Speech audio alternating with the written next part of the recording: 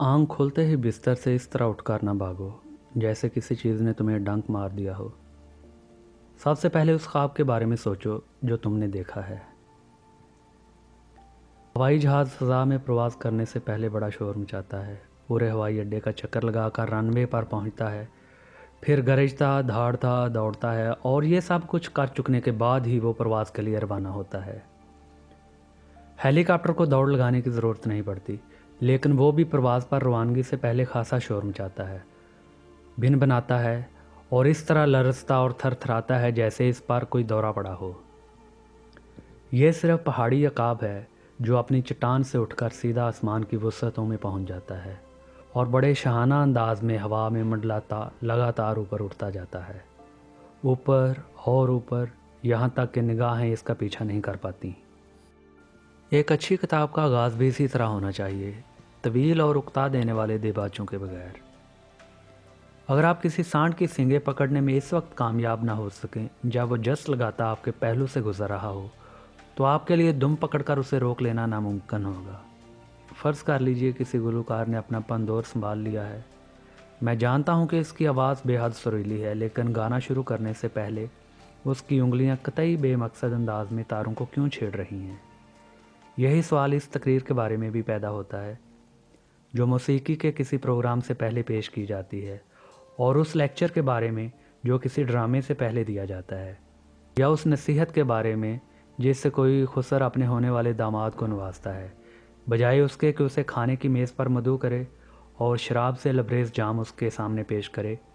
एक दिन शामिल के कई मुरीद एक दूसरे पर अपनी तलवारों की धार का रोब डाल रहे थे। वो इस फौलाद की मजबूती की दाग बटा रहे थे जिससे तलवारें बनी थी, और कुरान की इन मुक़द्दस आयात का जिक्र कर रहे थे जो इन तलवारों पर नक़श थीं। उन मुरीदों में बुज़ुर्ग शामिल के खलीफा हाजी मुराद भी शामिल थे। उन्होंने कहा, घने चिनार की ठंडी छाँव में बैठकर तुम लोग क्या बहस कर रहे हो? कल सुबह जो लड़ाई होगी इसमें तुम्हारी तलवारों के जोहर आप ही सामने आ जाएंगे। और हाँ, ये भी है कि मेरे कोहस्तानी वतन में ये दस्तूर नहीं है कि घुड़सवार घर की दहलीज से ही घोड़े पर सवार हो जाए। जब तक वो गांव से बाहर नहीं निकल जाता, वो घोड़े की लगाम पकड़े पैदल ही चलता रहता है। उसका सबब गालिबन ये है कि इसी दौरान में एक बार फिर ये सोचता है कि क्या कुछ छोड़कर जा रहा है और सड़क पर आगे क्या कुछ उसके सामने आने वाला है। उसे कितनी ही जल्दी क्यों ना हो, गांव से बाहर आने तक वो घोड़े की बाग पकड़े सोचता हुआ आहिस्ता आहिस्ता चलता रहता है, और फिर इस तरह उछलकर जहन पर बैठ जाता है गोया रकाब पर उसने पैर रखे ही ना हों। फिर वो काठी के अगले हिस्से की तरफ झुककर एड़ लगाता है और गर्दो गुबार के उमड़ते हुए बादलों में डूब जाता है। मैं भी अपनी किताब के जहन पर उछलकर सवार होने से पहले कुछ सोचता हुआ चल रहा हूँ, घोड़े की बाग हाथ में लिए, ख्यालों में खोया हुआ उसके साथ चल रहा हूँ। कुछ कहने से पहले मैं हिचकिचा रहा हूँ। इंसान की ज़बान से अल्फाज की अदायगी में देर सिर्फ़ इस सूरत में नहीं लगती जब वो हकला हो, बल्कि इस वक्त भी अल्फाज की अदायगी में वक्त लगता है जब उसे बरमहल ज़रूरी और ऐसे अल्फाज की तलाश हो जो अक्ल व दानिश का इज़हार कर सकें। मैं इसी तरह के अल्फाज के ज़रिए ना तो किसी पर अपने इल्म व दानिश का रौब जमाना चाहता हूँ और ना मैं हकला हूँ। बात यह है कि मुझे मुनासिब और बरमहल अल्फाज की तलाश है, और इसीलिए मैं कभी कभी रुक जाता हूँ। अबू तालिब का कौल है, किसी किताब का दिबाचा इस तिनके की तरह है जिसे कोई तोहम परस्त बीवी इस वक्त अपने दांतों के बीच दबा लेती है जब वो अपने शौहर का बेड़ की खाल वाला कोट रफ़ू कर रही हो। आम अकीदा ये है कि अगर रफ़ू करते हुए ऐसा ना किया जाए तो वो कोट कफन भी बन सकता है। अबू तालिब ही का कौल है, मैं इस आदमी की तरह हूँ जो अंधेरे में कोई दरवाज़ा तलाश कर रहा हो या उस दरवाजे तक पहुँच गया हो, लेकिन यकीन के साथ ये तय न कर पा रहा हो कि अंदर जाना मुमकिन है या नहीं, और जाने से कोई फ़ायदा होगा भी या नहीं, और इसी बीच दरवाजे पर दस्तक भी दिए जा रहा हो।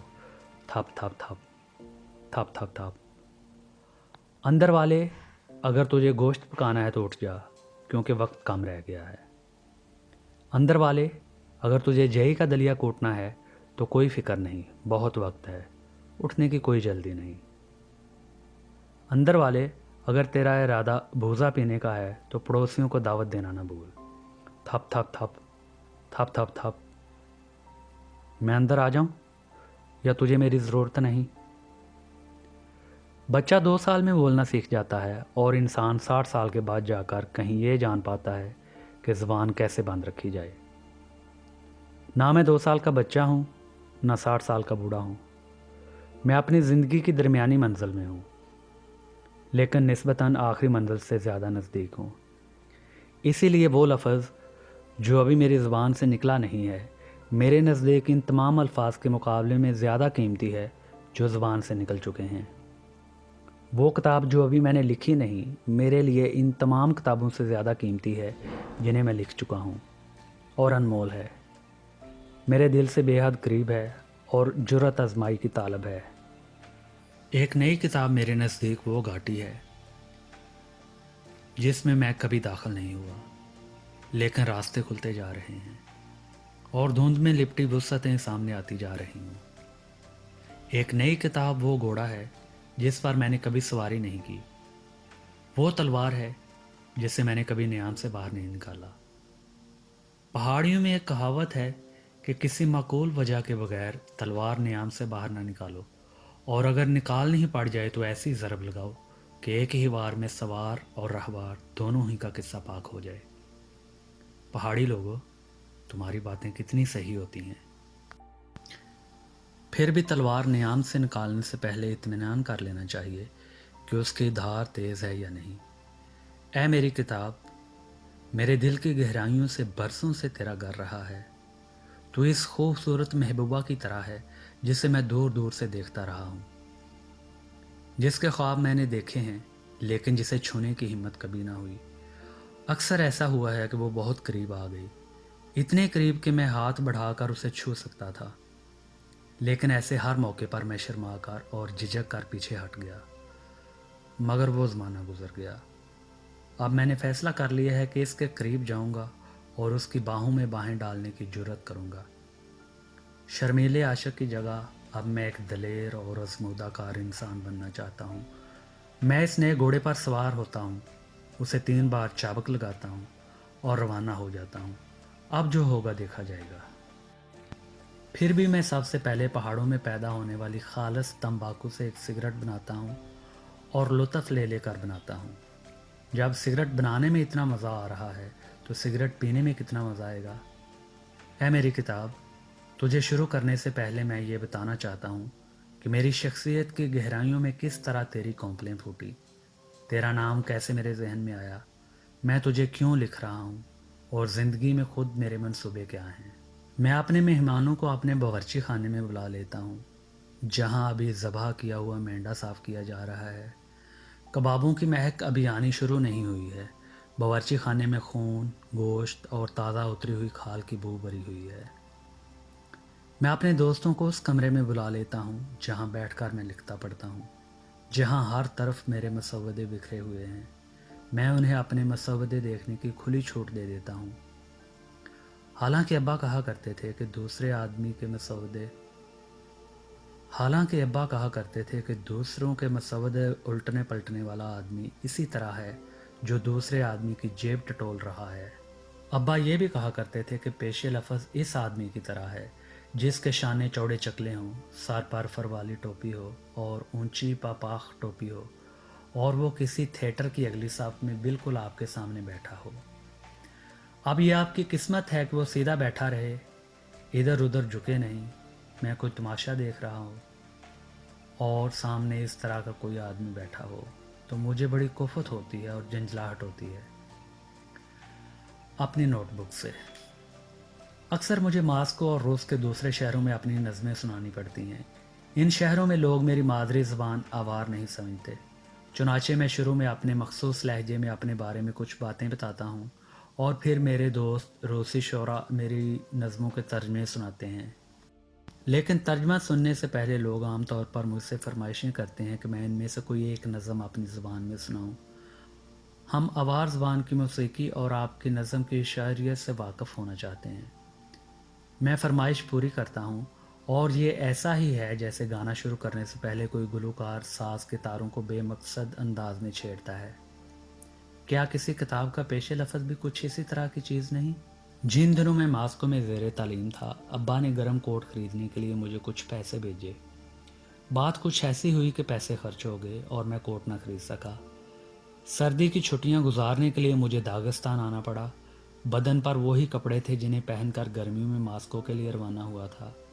گھر پہنچا تو میں نے طرح طرح کے بہانے ڈھونڈے، مگر ہر بہانہ پہلے سے زیادہ مضحکہ خیز اور ناقابل اعتبار تھا۔ جب میں خود کو پوری طرح اس جال میں الجھا چکا تو ابا نے مداخلت کرتے ہوئے کہا، بس کرو رسول، میں تم سے صرف 2 باتیں پوچھنا چاہتا ہوں۔ فرمائیے۔ تم نے کوٹ خریدا تھا یا نہیں؟ نہیں۔ اور پیسے خرچ کر دیے؟ جی ہاں۔ بس بات صاف ہو گئی۔ اگر بات 2 جملے میں کہی جا سکتی ہے تو اتنے الفاظ ضائع کرنے اور لمبی چوڑی تمہید باندھنے سے کیا فائدہ؟ جی ہاں، ابا نے مجھے یہی سکھایا ہے۔ پھر بھی بچہ جنم لیتے ہی بولنا شروع نہیں کر دیتا۔ پورا لفظ ادا کرنے سے پہلے وہ گوں گاں کرتا ہے۔